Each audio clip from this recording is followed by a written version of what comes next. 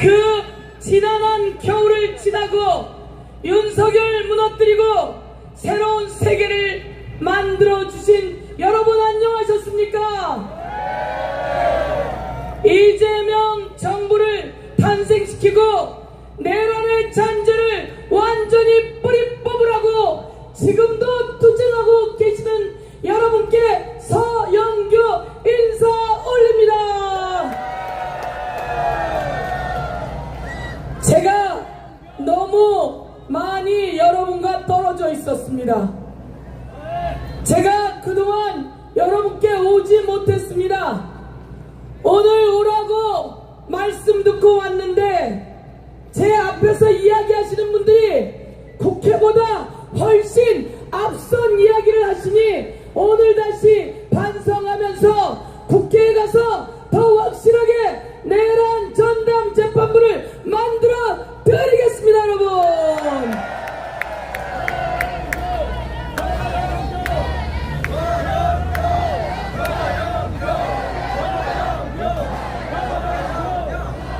아니 이재명 정부 탄생했으면 되는 거 아닙니까?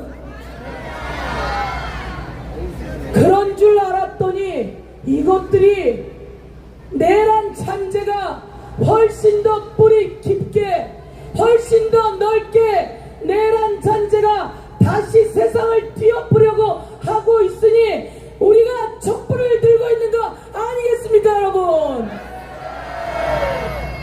제가 5월 1일 저희대가 이재명 대표 사건을 파기환송한 그날 제보를 받았습니다. 아니 어떻게 저희대가 이재명 사건을 이렇게 빠르게 파기환송해서 유죄 취지로 보내서 이재명을 대통령 후보에서 날려버릴 생각을 한 것을 왜 우리는 몰랐을까요?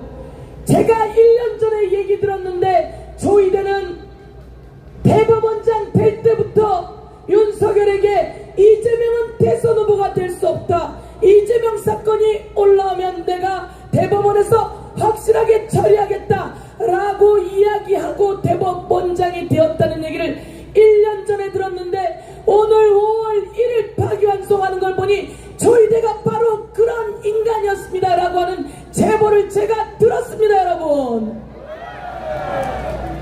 윤석열만 문제가 아니었습니다. 그들은 벌써 다 짜놓고 있었던 겁니다. 거기에 가장 공정하다고 하는 대법원장이 끼어 있었던 거죠. 그래서 제가 5월 2일 질의했습니다. 저희대 내가 질의하는 이 내용에 대해서 답변하라 라고 했는데 답변이 없었습니다. 그리고 저희대가 또 한덕수 등과 이런 모의를 했다는 얘기를 들었습니다. 그래서 제가 질의했습니다. 그런데 답변이 없었습니다.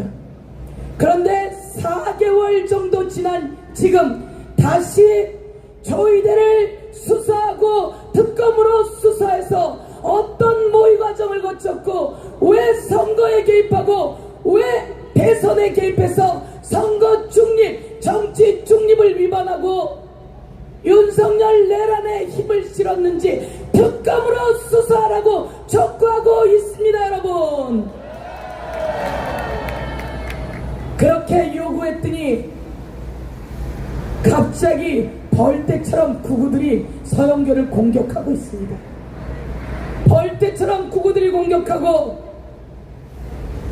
구구 매체들이 무엇인가 연루되어 있을 거라고 하는 합리적 의심을 갖게 하는 구구 매체들이 공격을 하고 있습니다. 그러나 서영교가 공격을 받는 만큼 서영교는 더 세져서 확실하게 저희대와 직위원을 정리하는데 선봉에 서겠습니다.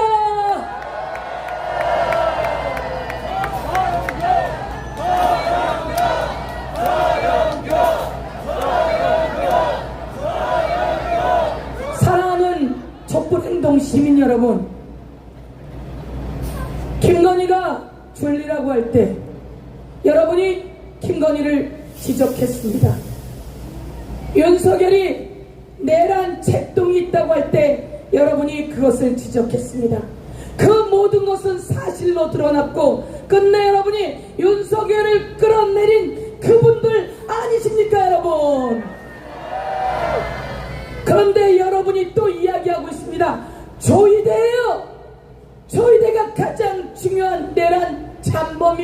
라고 이야기하고 있습니다. 지기현이에요.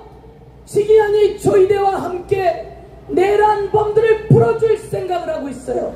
조이대와 지기현이, 그리고 숨어있는 그 내란 잔재들이 다시 윤석열을 풀어주고 우리 새로 만든 세상을 뒤엎으려고 한다고 여러분이 지금 얘기를 해주고 있습니다. 그러니 국회 정신 차려라. 국회 정신 차리고 확실하게 내란 전담부 만들어라. 그리고 확실하게 특검으로 수사하게 해서 모든 잔당들 다 뿌리 뽑아라 라고 지적하고 있으니, 제가 오늘 그 뜻 그대로 받들어서 선봉에 서겠습니다.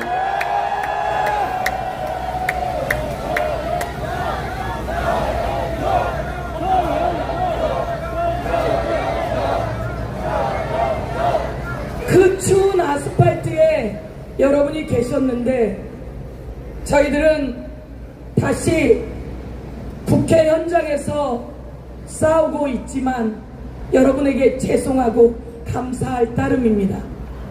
여러분은 이렇게 세상을 바로 세우기 위해서 일제 잔재들을 완전히 뿌리 뽑지 못하고 대한민국이 그들에 의해서 농락당했던 경험이 있기에 4.19가 지나고 3.15 부정선거로 혁명을 일으켰어도 또 그 잔재들이 그대로 남아있었는데 우리는 그것에 안주해왔죠.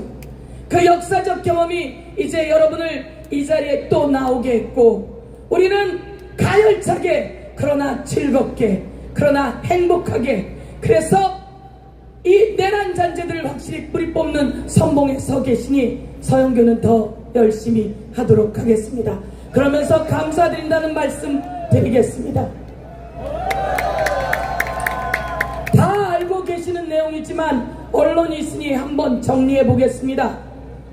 4월 22일입니다.